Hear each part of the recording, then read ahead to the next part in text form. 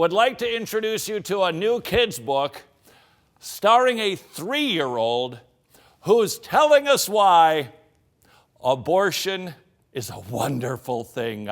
That's right, it's a children's book. There it is, Sister Pig, Sister Apple, Sister Pig, whatever. Here's the premise of the book. A boy, 3 years old. His name is Lee, and rather pathetic Lee, he goes about the business of explaining to dear old Dad and to his uncle why Mommy's abortion of his big sister was a wonderful thing. Why? Well, she could be an apple or a pig or a happy angel. Wouldn't that be a good thing? That's right. This is actually a book using a 3-year-old to tell the world and other 3-year-olds why it's just a wonderful thing that I don't have an actual sibling. I'm not kidding. Here are the details, as sordid as they are. Lee and his father have an exchange where the young boy tells his dear old dad that if his older sister hadn't been aborted, his parents would have a hard time saying, quote, "You'd be tired and sad and mad. So I'm really glad that you're not tired and sad and mad. So I'm happy to not have that pesky sister around here who would be such a drain on your energy and emotions." Well, let's just work with that logic, shall we? If we extend that out, if this is one of the justifiers for killing an unborn human being, then couldn't we apply that logic to born human beings? If a child is making mom tired or mad or sad, couldn't we off a 1-year-old or a 2-year-old or say a 3-year-old successful Lee?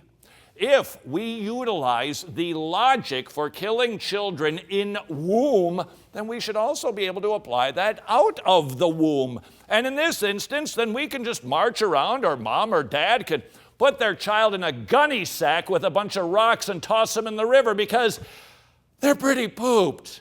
So it's okay to kill a child. More from this revolting book. The father wonders why the child thinks his parents would be tired, sad, and mad. And Lee explains, because we would be wild and loud. And sometimes we would fight. The story could... Okay, hold on one second. Just an idea. Color me kooky, a little something that's worked ever since the Proverbs talked about it, to keep the kids from being wild and fighting, a little something called discipline. I don't know, maybe the parents could just get things under control, and then maybe mom and dad wouldn't be tired and sad and mad, and wouldn't have to kill their daughter, honestly. The story continues with the boy expressing his concerns about food for the family. Mama might be scared that she could not buy enough food for us. Okay, so here is the reason for terminating the life of the daughter, because mama might be scared, okay, that she can't provide food, that she can't provide clothing, that she can't provide designer clothing, that she can't provide Nintendo or whatever the game is that the kids play these days. If the rationale is fear for being able to provide, let's apply that to, what do you say, a 17-year-old? Are you kidding me? Have you seen the college prices these days? Do you know what tuition is?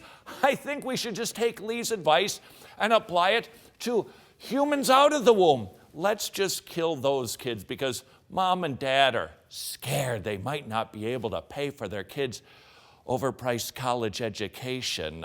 These rationales, these justifications are as easy to pop as a balloon. Seriously, you just need to take the situation, the reason, and apply it to a toddler. And if it doesn't make sense that we could kill a toddler for that reason, then wouldn't it also not make sense to kill a child who is not outside of the womb? What is the difference between what's inside of the womb and what's outside of the womb? Answer, maybe size. So, I'm bigger than Juan, who's behind the camera right now. That doesn't mean we're going to kill him. Just because maybe one is more developed than the other. Maybe you say, well, it relies on the mother for sustenance. That's true, but so does a 1-year-old. But we don't kill them either. All of this rationale, absolute nonsense. One more quote from this book. Lee points out that another child could have robbed him of quality time with his mother. Mama might not have enough time to read to me, to paint with me, or to talk with me. So selfishly, he justifies killing his older sister because he might not have had enough quality time with Mama. That's funny. I wonder how the aborted daughter feels about that. I remember running into your arms. I love the way you held me. You tucked me in and told me you loved me. You read to me till I fell asleep. You cried at my graduation. You were so proud of how I was growing up. Growing up, that's something I can only dream of. I left the world without ever seeing it. I had a future. I was robbed. I was aborted. I was aborted. I was aborted.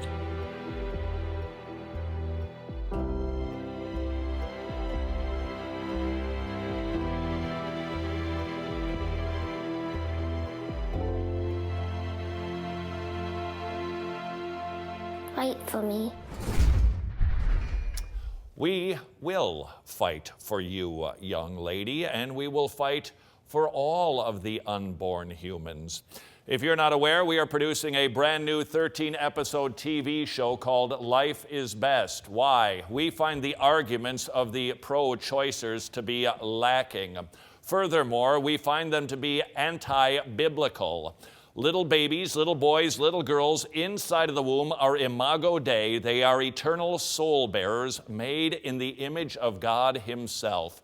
And if we fail to fight for them by doing whatever we can, then we will be sitting on the sidelines as our American Holocaust continues. Some people just aren't ready or don't have the resources to raise a child, and abortion is the only way to go. You should have the right to end a child's life if it needs be. Yes, it's another human life, but it's their body. I'm convinced that if pro-life Christians don't lovingly but truthfully open the casket on abortion, our nation will continue to tolerate a Holocaust it never has to look at. Silence in the face of evil is itself evil. Something that stayed with me for many, many years is a very devastating thing. You don't see people morally struggling in the pesticide section of Home Depot, but what if right next to it was a section that was to kill your neighbor's dogs and cats section? My mom had signed up to have me aborted. If it could be shown that the unborn are human beings, would you agree that it's wrong to intentionally kill them? You didn't come from an embryo. You once were an embryo. To think that you could have such a great savior that could save someone like me that was a murderer.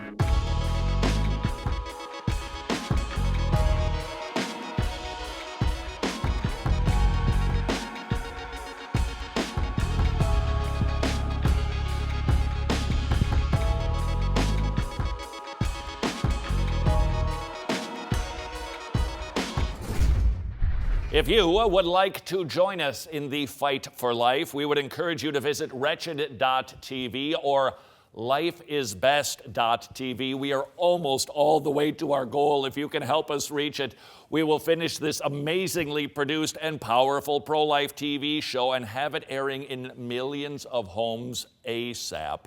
Please join us in fighting for life, as opposed to using horrific stories about Sister Apple, Sister Pig, or Butterfly, or whatever it is, a 3-year-old trying to persuade other 3-year-olds that abortion is good, written, by the way, by an author named Mary Blackburn, who's a professor at a Methodist university.